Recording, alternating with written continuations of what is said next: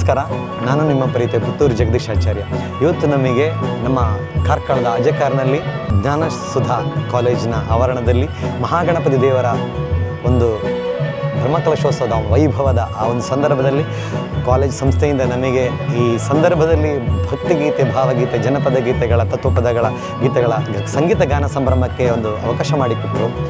Sudhakar Shetty sir ಅವರಿಗೆ ನಾವು ಯಾವತ್ತೂ ಚಿರಋಣಿಯಾಗಿ ಇರ್ತೇವೆ. ಇಂಥ ಒಂದು ಅದ್ಭುತ ಈ ಒಂದು ಕಾರ್ಯಕ್ರಮಕ್ಕೆ ನಾವು ಭಾಗವಹಿಸಿದ್ದಕ್ಕೆ ನಮಗೆ ಸಂಸ್ಥೆಗೆ ಯಾವತ್ತೂ ಚಿರಋಣಿಯಾಗಿರ್ತೇವೆ. ತುಂಬ ಖುಷಿಯಾಯಿತು. ನಾವಿಲ್ಲಿ ಬಂದಾಗ ಸಂಸ್ಥೆಯಿಂದ ಅವರ ಆತಿಥ್ಯ ಎಲ್ಲ ನಮಗೆ ಅಷ್ಟು ಪ್ರೀತಿಯಿಂದ ನಮ್ಮನ್ನು ಬರಮಾಡಿಕೊಂಡರು.